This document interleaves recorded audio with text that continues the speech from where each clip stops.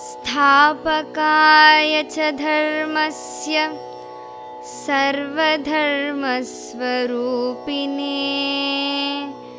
अवतारवरिष्ठाय రామకృష్ణాయ తే నమః. అందరికీ నమస్కారం. శ్రీరామకృష్ణ పరమహంస యొక్క సంక్షిప్త జీవిత చరిత్ర మనం చదువుతూ ఉన్నాం. ఇంతవరకు మనం 3 భాగాలు పూర్తి చేసుకున్నాం.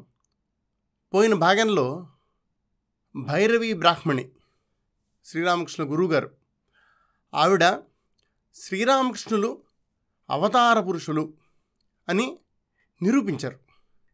చాలామంది గొప్ప గొప్ప పండితులు, ఆ కాలంలో చాలా గొప్ప పండితులు వచ్చి అవతార పురుషుల్లో ఏ ఏ లక్షణాలు అయితే కనిపిస్తాయో అవన్నీ కూడా శ్రీరామకృష్ణులు కనిపిస్తున్నాయి అని చెప్పి ఒప్పుకున్నారు. అంతవరకు మనం చూసాం. ఆ తర్వాత భైరవి బ్రాహ్మణి శిష్యరికంలో శ్రీరామకృష్ణులు రకరకాల సాధనలు చేశారు. ముఖ్యంగా వాటిని తాంత్రిక సాధనలు అంటారు, తంత్ర పద్ధతి అంటారు. ఆ సాధనలన్నీ కూడా శ్రీరామకృష్ణులు చాలా వినయంగా ఆవిడ ఎలా చెప్తే అలాగా చేశారు. అది ఎలా జరిగిందో మనం ఇప్పుడు చూస్తాం. ఆధ్యాత్మికంగా కనుక చూస్తే భైరవి బ్రాహ్మణి వచ్చిన తర్వాత ఏ కాలం అయితే ఉందో ఆ కాలంలో శ్రీరామకృష్ణుల జీవితం అత్యంత ప్రధానమైనది. ఎందుకంటే ఆయన చాలా రకరకాల సాధనలన్నీ చేసి వాటిలో ఏం నిరూపించారంటే ఇవన్నీ కూడా భగవంతుని చేరే మార్గాలే అని చెప్పి ఆయన నిరూపించారు. అది చాలా ముఖ్యమైన విషయం.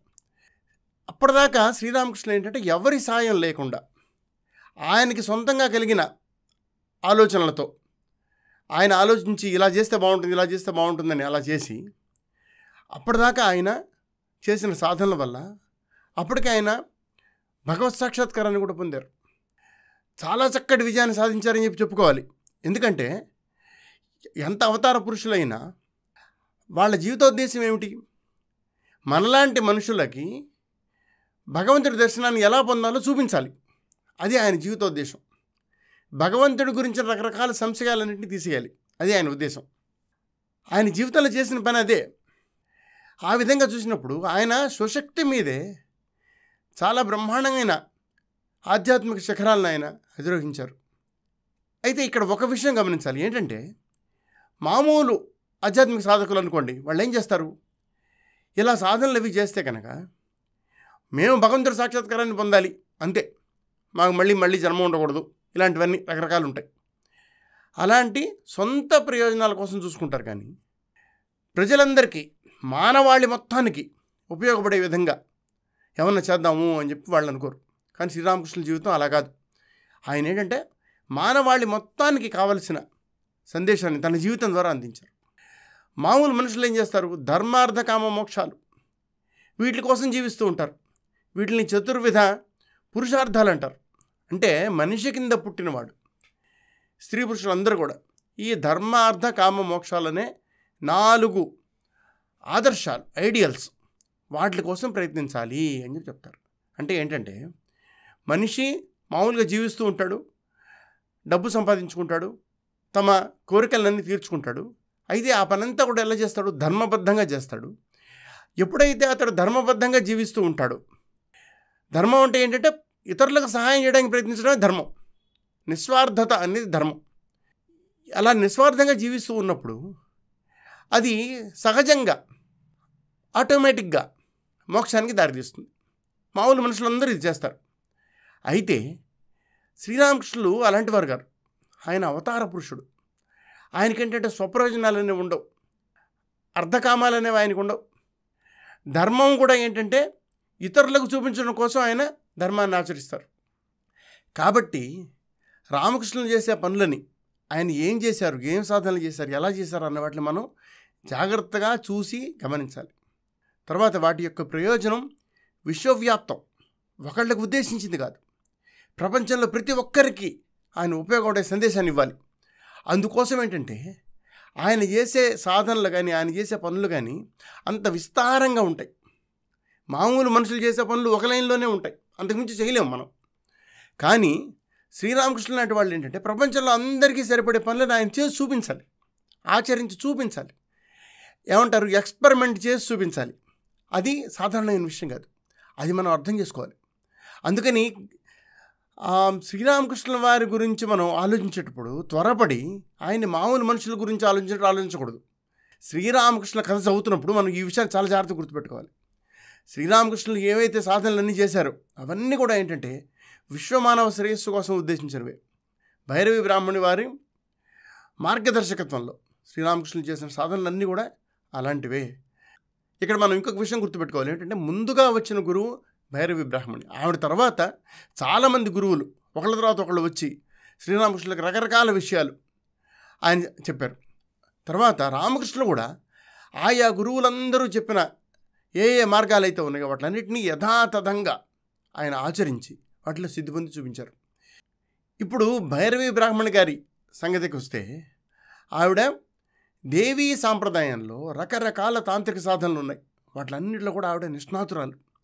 ఆ సిద్ధాంతం కూడా అద్వైత సిద్ధాంతానికి చెందిందే. అయితే ఇక్కడ ఒక ముఖ్యమైన విషయం ఏంటంటే జగత్తు మిథ్య అని చెప్పి ఇది చెప్పదు. సాధారణంగా అద్వైతం చెప్పేవాళ్ళు ఏం చెప్తారంటే జగత్తు మిథ్య అంటారు. కానీ ఈ దేవీ సంప్రదాయంలో అలా చెప్పరు. బ్రహ్మం యొక్క శక్తి వల్లే ఈ బ్రహ్మాండం ఉద్భవించింది. ఇప్పుడు ఈ దేవీ సాంప్రదాయంలో చేసే సాధనల ద్వారా సిద్ధి పొందడం అంటే ఏంటంటే మంచి చెడులు, సౌమ్యంగా ఉండేవి, భయానకంగా ఉండేవి, సుఖదుఖాలు, సౌందర్య వికారాలు, అయితే పెరిగేవి, తగ్గేవి, వృద్ధి, క్షయం, ఇవన్నీ కూడా ఇలాగ మనకి జీవితంలో మనం చూసే రకరకాల విషయాలన్నీ రెండు ఉంటాయి. మంచి చెడు ఇలాగా అన్నిట్లో ద్వంద్వాలు అంటారు. వాటిలన్నిట్లో కూడా దివ్యత్వాన్ని దర్శించాలి. అంటే ప్రపంచంలో మనకు అన్ని మంచి చెడు అన్నీ కనిపిస్తుంటాయి. ఏమంటే ఇది మంచిదండి అంటాం, ఇది చెడుదండి అంటాం. సాధారణంగా మనం ఇంకోటి కూడా అనుకుంటాం, మంచిదానిలోనే భగవంతుడు ఉంటాడని అనుకుంటాం. కానీ అలా కాదు. మంచిలోను చెడులోను అన్నిట్లోనూ భగవంతుడు ఉంటాడు. దాని గురించి ఈ మంచిలోను చెడులోను భగవంతుడు ఉంటాడు కదా అంటే మీరు దాని గురించి త్వరపడి ఒక నిర్ణయానికి రాకూడదు. దాన్ని జాగ్రత్తగా ఆలోచించాలి. దాని గురించి భవిష్యత్తులో ఇంకొంచెం చెప్పుకుందాం. శక్తి ఉపాసనలో 64 తంత్రాలు ఉన్నాయి. 64 తంత్ర సాధనలు. ఆ 64 తంత్ర సాధనల్ని కూడా శ్రీరామకృష్ణుల చేత భైరవి బ్రాహ్మణి గారు చేయించారు. శ్రీరామకృష్ణులు ఉత్తమ అధికారి, ఆయన సాధకుడు. ఉత్తమ అధికారి అంటే ఏంటంటే ఏదైనా ఒకటి నేర్చుకోవాలనుకోండి, ఆ నేర్చుకోవడానికి సరైన లక్షణాలు శిష్యుడికి ఉండాలి. దాన్ని అధికారం అంటారు. ప్రతి మనిషికి కూడా ప్రతి విషయం రాదు ప్రపంచంలో. కొంతమందికి కొన్ని విషయాలు వస్తాయి, కొంతమందికి రావు. అయితే శ్రీరామకృష్ణుల దగ్గరికి వచ్చేసరికి ఆయన అధికారుల్లోనే ఉత్తమైన అధికారి. అంటే ఏంటంటే ఆయన ఏదైనా కూడా నేర్చుకోవడానికి సరైన లక్షణాలు, సరైన స్థితులు ఆయన దగ్గర ఉన్నాయి అని చెప్పి ఆయన ఏం చేశారంటే ఈ తంత్ర సాధనలోని ప్రతి ప్రధాన లక్షణాన్ని ఆయన జపధ్యానాలతోటి, తర్వాత ఆరాధనతోటి, బాహ్యంగా ఆరాధన, ఇవి చేసి సిద్ధి పొందడానికి ఆయనకి దేనిలో కూడాను, ఏ సాధనలో కూడా ఆయనకి 3 రోజులకు మించి ఎక్కువ సమయం పట్టలేదు.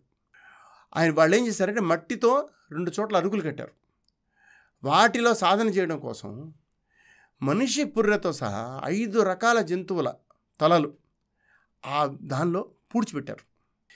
ఇటువంటి దాని మీద, ఇటువంటి అరుగు మీద, ఆసనం మీద అనమాట, దాని మీద కూర్చుని సాధన చేయాలి. వీటన్నిటికి కూడా చాలా గూఢార్థాలు ఉంటాయి. ఈ సాధన గురించి మనం చేయడం కనుక మొదలు పెడితే అవి దాని గురించి అప్పుడు మనం తెలుసుకోవచ్చు. వీటిని ఇలా చేశారు. ప్రస్తుతానికి మనం అంతవరకు తెలుసుకుందాం. దీనిలో ఇంకా వివరంగా చదివేందుకు శారదానంద స్వామి వారి పుస్తకం ఉంది, రామకృష్ణ జీవిత చరిత్ర పూర్తిగా. శ్రీరామకృష్ణ పరమహంస అని దాన్ని హైదరాబాద్ రామకృష్ణ మఠం వాళ్ళు వచ్చి వేశారు. దాన్ని చదివితే కనుక మనకి మరింత వివరంగా చూడవచ్చు దాని గురించి. మనం ఇక్కడ కొంతవరకు వివరాలు మనం చూస్తాం అన్నమాట. ఈ సాధనల గురించి శారదానంద స్వామి ఇట్లా రాశారన్నమాట. ఏంటంటే శ్రీరామకృష్ణులే చెప్పారు. ఏమని చెప్పారు? పగటిపూట భైరవి బ్రాహ్మణి అనేక చోటకు వెళ్ళి రకరకాల తంత్ర సాధనకు కావాల్సిన సామాగ్రి అంతా కూడా అరుదైనది, ఎక్కడ పడితే అక్కడ దొరికేది కాదు, అదంతా ఆవిడ జాగ్రత్తగా సేకరించి తీసుకొచ్చేవాళ్ళు.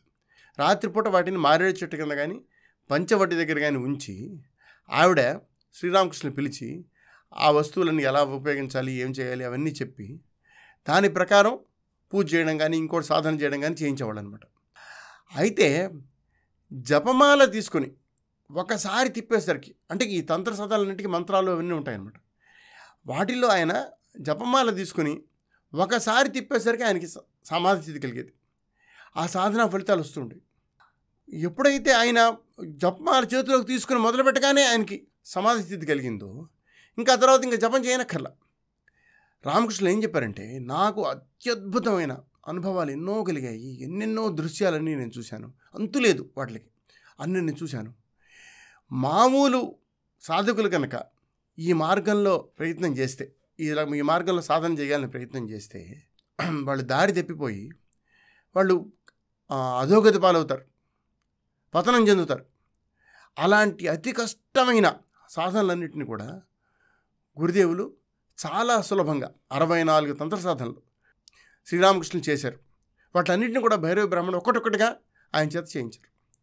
గురుదేవులు ఈ సందర్భంలో 2 చేతులతో ఉన్న దేవుడి దగ్గర నుంచి 10 చేతులు ఇలా రకరకాల రూపాలు ఉన్న దేవీ దేవతల దర్శనాలన్నీ కూడా శ్రీరామకృష్ణులు కలిగాయి. ఆ దేవతల్లో కొందరు ఆయనతో ముఖాముఖి మాట్లాడారు, అనేక విషయాలు బోధించారు. ఆయనకి దర్శనం ఇచ్చిన అమ్మవారి రూపాలన్నీ కూడా ఎంతో సౌందర్యంగా ఉన్నా అవి షోడశి అని చెప్పబడే రాజరాజేశ్వరి దేవి సౌందర్యంతో పోల్చడానికి తగినవి కావు అని చెప్పారు ఆయన. అంటే షోడశి రూపంలో రాజరాజేశ్వరి దేవి దర్శనం ఇచ్చింది. ఆవిడ అత్యంత సౌందర్య రాశిగా ఆయన కనిపించింది. శ్రీరామకృష్ణులు చెప్పేవాళ్ళు అనమాట ఈ మాటలన్నీ. తర్వాత ఆ దేవిని వర్ణిస్తూ శ్రీరామకృష్ణ ఇలా చెప్పారు, నాకొక దృశ్యంలో షోడశి దర్శనం ఇచ్చింది. ఆమె సౌందర్యం ద్రవించి అన్ని వైపులా వ్యాపించి దిక్కులన్నిటినీ ప్రకాశవంతం చేసేసింది. అంటే ఆవిడ శరీరంలో నుంచి వచ్చిన సౌందర్యం అన్ని వైపులకి వ్యాపించింది, దిక్కులన్నీ కూడా బ్రహ్మాండమైన ప్రకాశంతో వెలుగుతూ కనిపించాయి అని చెప్పారు. భైరవుడు మొదలైన వాళ్ళందరూ కూడా పురుషాకృతి, స్త్రీ రూపంలో ఉన్న వాళ్ళే కాదు, పురుషుల రూపంలో ఉన్న దేవతలు కూడా ఆయనకి దర్శనమిచ్చారు. తర్వాత అనాహత ధ్వని ఆయన విన్నారు, ప్రణవనాదం అంటారు. అనాహత ధ్వని అనేది మన శరీరంలో నుంచి వినిపిస్తుంది అనమాట, ఓంకారం లాంటిది. అది ఆయన విన్నప్పుడు ఆయన ఈ ప్రపంచంలో ఉన్న ధ్వనులన్నింటిలో కూడా జంతువుల ధ్వనులతో సహా అన్ని శబ్దాల్లో ఏ అర్థమైతే ఉందో, ఏది నిజమైన బ్రహ్మం ఏదైతే ఉందో దాన్ని ఆయన గ్రహించారు. తర్వాత ఆయనకి ఇంకొక అనుభవం కూడా అయింది. ఏంటంటే తన శరీరాన్ని, మనస్సుని, హృదయాన్ని పూర్తిగా ఆయన జగజ్జననికి సంపూర్ణంగా అర్పించి తనకి బాహ్యంలోనూ తనకి లోపల అంతా కూడా జ్ఞానాగ్ని అగ్ని రూపంలో ఉన్న జ్ఞానం అది ఆవరించి ఉంది అని చెప్పి ఆయన కనుక్కున్నారు. బయట లోపల ఎక్కడ చూసినా కూడా జ్ఞానమే ఉంది అని చెప్పి ఆయన తెలుసుకున్నారు. తర్వాత కుండలిని శక్తి జాగృతమైనప్పుడు, పైకి లేచినప్పుడు అది సుషుమ్నా మార్గం ద్వారా పైకి ఊర్ధ్వముఖంగా అది పయనిస్తోంది. ఆయన దాన్ని గమనించగలిగారు. తర్వాత ఆ శక్తి మన శరీరంలో రకరకాల పద్మాలు ఉన్నాయి కదా, మూలాధారం నుంచి సహస్రారం వరకు చక్రాలు, వాటిలన్నిటి ద్వారా వ్యాపిస్తూ ఉంటే సహస్రారం వికసించినప్పుడు, సహస్రారంలోకి ఆ కుండలిని శక్తి చేరినప్పుడు అది ఆ కమలం వికసిస్తే అక్కడ ఉన్నతమైన స్థితుల్లో ఉన్న దివ్య పురుషుల అద్భుత అనుభవాలు ఏవైతే పొందారో అవన్నీ తాను కూడా పొందగలిగాను అని చెప్పారు. సుషుమ్నా మార్గం తెరుచుకున్నప్పటి నుంచి ఆయన స్వభావం పసిపిల్లవాడి స్వభావంలాగా మారిపోయింది. శరీర స్మృతి లేదు, చిన్నపిల్లలకి శరీరం మీద బట్టలు నిలబడవు. అదేవిధంగా శ్రీరామకృష్ణులకు కూడా ఆ చిన్నపిల్లవాడి స్వభావం వల్ల బట్టలు నిలబడేవి కాదు.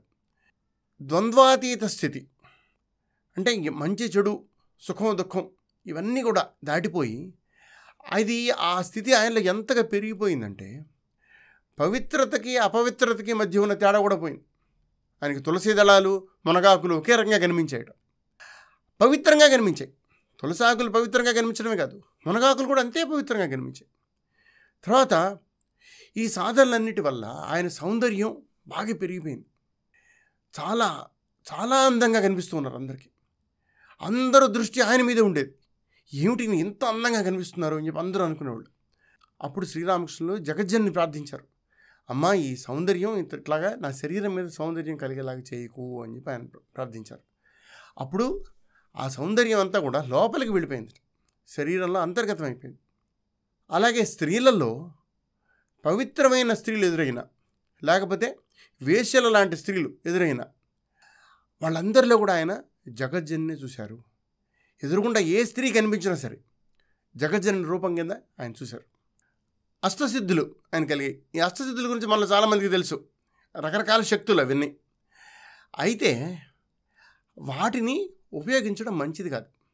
శ్రీరామకృష్ణులు ఈ విషయాన్ని మాటిమాటికి చెప్తుండేవాళ్ళు తర్వాత జీవితంలో. అంతేకాకుండా జగజ్జనని ఆ అష్టసిద్ధుల గురించి ఆయనకు ఒక దృశ్యాన్ని చూపించింది.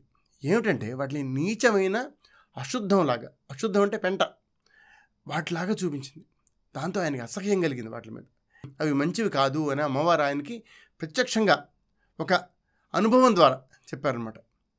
ఇప్పుడు శ్రీరామకృష్ణులు చేసే సాధనలన్నింటినీ కూడా శాక్త సిద్ధాంతం అంటారు. శాక్త అంటే శక్తిని చూసిన శాక్త అంటే అమ్మవారి గురించిన అనమాట, శక్తి రూపం ఆవిడ ఆరాధనా విధానాన్ని శాక్త సిద్ధాంతం అంటారు.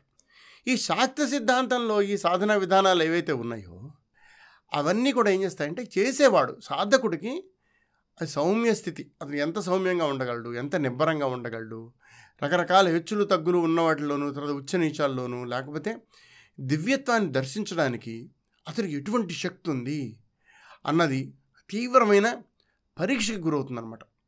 వాటి వల్ల మనిషి నిజంగా పరీక్షించబడతాడనమాట, అన్ని విధాల, శారీరకంగాను మానసికంగాను. శ్రీరామకృష్ణుల జీవితంలో ఏం జరిగిందో శారదానంద స్వామి రాశారు. ఆ రాసిన కొన్ని విషయాలు మనం ఇక్కడ చూద్దాం. ఏంటంటే అమ్మవారు కొన్నిసార్లు నక్క రూపాన్ని ధరిస్తుంది, నక్క రూపంలో ఉంటుందట. తర్వాత భైరవుడి వాహనాలు కుక్కలు, అవి కూడా భైరవుడి వాహనాలు అవుతాయి. ఇదంతా కూడా ఆయనకి ఎప్పుడైతే ఉపదేశించారో అప్పుడు శ్రీరామకృష్ణులు కుక్కలు తిన్న ఎంగిలి మెతుకుల్ని ఆయన పవిత్రమైన ప్రసాదంలాగా స్వీకరించారు. అది సాధనలో ఒక భాగం. తర్వాత రకరకాల సాధనలు వివిధ సమయాల్లో ఆయన కలిగిన అనుభవాలన్నింటినీ కూడా వివరిస్తూ ఆయనే శ్రీరామకృష్ణులే ఒకసారి ఇట్లా చెప్పారు. ఒకసారి ఏం చేశారంటే భైరవి రాత్రిపూట ఎక్కడి నుంచి వెంట పెట్టుకొచ్చారో తెలియదు, అయితే ఒక చాలా అందమైన యువతిని ఒక ఆయన తీసుకొచ్చి నాతో నాయన ఈమెను దేవిలాగా ఆరాధించు అని చెప్పారు. అప్పుడు శ్రీరామకృష్ణ ఆ అమ్మాయికి పూజ చేశారు. అది అయిన తర్వాత అప్పుడు భైరవి చెప్పారన్నమాట, ఆమె ఒడిలో నువ్వు కూర్చొని జపం చెయ్యి అని చెప్పారు. అప్పుడు శ్రీరామకృష్ణుడికి చాలా భయం వేసింది. ఆయనకి అటువంటిది ఇష్టం లేదు. ఆయన సన్యాసిలాగా జీవించదలుచుకున్నారు. ఆయనకి చాలా ఏడుపు వచ్చింది, దీనంగా ఏడ్చానని చెప్తారు ఆయన. చెప్పి ఆయన భైరవితో అంటారు, అమ్మ నిన్ను పూర్తిగా శరణు చూచాను, నువ్వేంటి ఇలాంటి మాట చెప్తున్నావంటే నాకు ఇలాగా అమర్యాదగా నేను ప్రవర్తించలేనమ్మా, నేను ఇలా చేయలేనమ్మా అని చెప్తారు. అలా చెప్తూ ఉండగానే ఆయనలో ఏదో ఒక తెలియని శక్తి ఒకటి కలిగింది, ఒక గొప్ప బలం ఒకటి ఆయనలో ప్రవేశించింది. దాంతో ఆయన మంత్రాన్ని జపిస్తూ మంత్రముగ్ధుడైపోయినట్టు ఆయన ఏం చేస్తున్నారో ఆయనకే తెలియకుండానే ఆ అమ్మాయి ఒడిలో కూర్చుని ఆయన సమాధి స్థితిని పొందారు. ఇది మనం జాగ్రత్తగా అర్థం చేసుకోవాలి. ఇదేంటంటే తంత్ర సాధనలో ఇవన్నీ పద్ధతులు. అయితే ఈ పద్ధతులన్నీ కూడా భగవంతుని తెలుసుకునే మార్గాలు. వీటి ద్వారా మనం దారి తప్పిపోకుండా భగవంతుడి దగ్గరికి వెళ్ళగలగాలన్నమాట. అది సాధన. శ్రీరామకృష్ణులు ఆ సాధనలు చేశారు. దీనిలో మనిషి యొక్క అహంకారాన్ని పూర్తిగా తీసేయాలి. గురుదేవులు చెప్పేవాళ్ళు మనిషి అహంకారాన్ని పూర్తిగా తీసేయడం కోసం ఈ సాధనలన్నీ అని చెప్పేవాళ్ళు. దాన్ని మనం గమనించాలి. తర్వాత ఇంకొకసారి ఒక చేపని పుర్రెలో ఉడికించి దాన్ని తర్పణం చేశారు. శ్రీరామకృష్ణుని చేత కూడా చేయించారు. తర్వాత ఆ చేపను తినమన్నారు. సాధారణంగా మనం ఇలాంటి విషయాలు కనుక మనం చూస్తే మనకు చాలా యావగించుకుంటాం, ఏంటండి ఇలాంటివన్నీ చేస్తున్నారని. కానీ ఇవన్నీ కూడా ఏంటంటే సాధనలో భాగాలు. చాలా సులభంగా చెప్పుకుంటే మనిషి అహంకారాన్ని పక్కన పెట్టడం కోసం ఇవన్నీ చేస్తారనమాట. అయితే ఆ చేపని ఒక ప్రసాదంగా తీసుకుని తినడానికి ఆయనకేం యావగింపు కలగలేదు. మరొక రోజు కుళ్ళిన మనిషి మాంసం తీసుకొచ్చి దాన్ని కూడా పూజ అది అయిన తర్వాత దాన్ని నాలుగుతో తాకమన్నారు. గురుదేవులకి చాలా అసహ్యం వేసింది. నేను అలా చేయొచ్చా అని చెప్పి ఆయన అడిగారు. అప్పుడు ఆవిడ వెంటనే నాయన దాంట్లో ఏముంది చూడు నేను ఎలా తింటున్నాను అని చెప్పి ఒక ముక్క తీసుకుని ఆవిడే నోట్లో వేసుకొని అసహ్యం అనేది ఉండకూడదు అని చెప్పి అలా అని భైరవి గారు ఒక ముక్క తీసి రామకృష్ణ ముందు పెట్టారు. ఎప్పుడైతే భైరవి అలా చేశారో అప్పుడు శ్రీరామకృష్ణుల మనస్సులో చండికాదేవి, ఆవిడ భీకరమైన రూపిణి, ఆవిడ భావన కలిగి అమ్మ అమ్మ అంటూ సమాధి స్థితి పొందారు.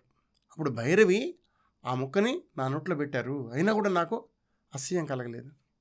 ఇవన్నీ కూడా చాలా ముఖ్యమైనవి. అహంకారము, అసహ్యము, లేకపోతే జుగుప్స, ఇవి మనకి రకరకాల మనస్సులో కలిగే వికారాలన్నింటినీ కూడా జయించాలి. ఇది ఈ సాధనలో ఒక ముఖ్యమైన భాగం. ఆ తర్వాత ఇంకా గురుదేవులు ఇంకా ఏం చెప్పారంటే, భైరవి బ్రాహ్మణి నా చేత నన్ను పూర్ణాభిషిక్తుని చేశారు. చేసిన తర్వాత నా చేత లెక్కలేనన్ని తాంత్రిక సాధనలు చేయించారు, రోజు చేయించారు. నిజానికి ఆ వివరాలన్నీ నాకు ఈ రోజున జ్ఞాపకం లేదు. అయితే ఒక విషయం గురించి మాత్రం ఆయన చెప్పారు. ఏమిటంటే, ఒక ప్రేమికుల జంట వాళ్ళు పరమానందాన్ని అనుభవించడం ఆయన ప్రశాంత చిత్తంతో చూశారు. అది కూడా ఆయన ఏం చెప్తారంటే, నీ తల్లి అనుగ్రహం వల్ల నా మనస్సులో ఏం వికారాలు లేకుండా ప్రశాంతమైన చిత్తంతో నేను చూడగలిగాను. అది నాకు దివ్యమైన క్రీడ కింద కనిపించింది. దానిలో నాకేమీ మానవుల యొక్క నీచమైన భావాలు ఏమీ నాకు కనిపించలేదు అని చెప్పి సాధారణంగా మనం అటువంటి విషయాలను కనుక చూస్తే మనకేమవుతుంది, మన మనస్సు దిగజారిపోతుంది. రకరకాల మన మనస్సులో రకరకాల వికారాలన్నీ కలుగుతాయి. శ్రీరామకృష్ణులకు అవి ఏమీ కలగలేదు. ఆయన మనస్సు సమాధి స్థితిలో లీనమైపోయింది. ఆయన ఎప్పుడైతే ఆ సమాధి స్థితిలోంచి బయటకు వచ్చారో అప్పుడు భైరవి బ్రాహ్మణ ఆయనతో చెప్పారన్నమాట, ఈ రోజున నువ్వు అన్నిటికంటే కష్టమైన, అత్యంత కష్టసాధ్యమైన తాంత్రిక సాధనని నువ్వు పూర్తి చేశావు, దానిలో నువ్వు సిద్ధి పొందావు. నువ్వు ఈ రోజున ఒక రకమైన దివ్యస్థితిని పొందావు, దానిలో నువ్వు నిలిచిపోయావు. వీర సాధనలో ఇది తొలిమెట్టు అని చెప్పి భైరవి బ్రాహ్మణ గారు ఆయనతో చెప్పారన్నమాట. ఉపనిషత్తుల్లో ఏం చెప్తారు, ఈశావాస్యమిదం సర్వం అని చెప్తారు.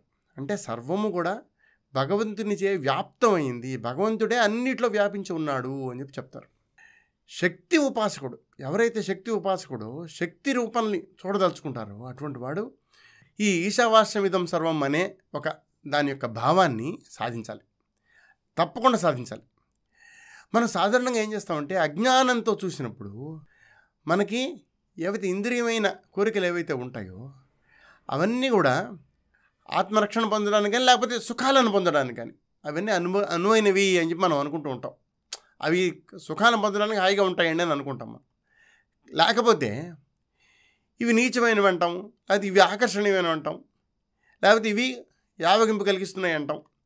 ఇటువంటివన్నీ ఉంటాయి. లేకపోతే కొన్నిటిని చూస్తే మనకి సంతోషం కలుగుతుంది, కొన్నిటిని చూస్తే మనకి భయం కలుగుతుంది. ఇట్లాంటి రకరకాల ముద్రలన్నీ వాటి మీద వేస్తాం. అయితే శ్రీరామకృష్ణులు ఈ సాధన చేసినప్పుడు ఆయన పరిపూర్ణమైన దివ్యస్థితికి ఎదిగారు. దివ్యస్థితి నుంచి కనుక చూసినప్పుడు అంతా ఒకటే, మంచిలోను చెడులోను అన్నిట్లోనూ ఆ భగవంతుడే ఉన్నాడు అని చెప్పి తెలుస్తుంది. దివ్యస్థితిలో ప్రతీదీ ఒక ప్రతీక అవుతుంది. ద్వంద్వాలతోటి, వైవిధ్యాలతోటి ఈ ప్రపంచం అంతా మనం నిండిపోయింది. అయితే అటువంటి ప్రపంచాన్ని ఎవరు తయారు చేశారు, అది ఎక్కడి నుంచి తయారైంది, ఇదంతా కూడా ఏంటంటే దివ్యశక్తితో రూపొందింది. దానిలో నిరంతరం దివ్యత్వం అన్ని విషయాల్లో కూడా మనకి కనిపిస్తూ ఉంటుంది. ఈ విషయాన్ని గురుదేవులు అర్థం చేసుకున్నారు. అయితే ఈ రకమైన దృక్పథం ఏమంటారంటే, ఇది మంచిది, ఇది చెడుది, ఇది ఉన్నతమైనది, ఇది నీచమైనది, ఇటువంటి భావాలను వదిలించుకోవడానికి భైరవి బ్రాహ్మణి రాకముందే శ్రీరామకృష్ణులు కొన్ని సాధనలు చేశారు.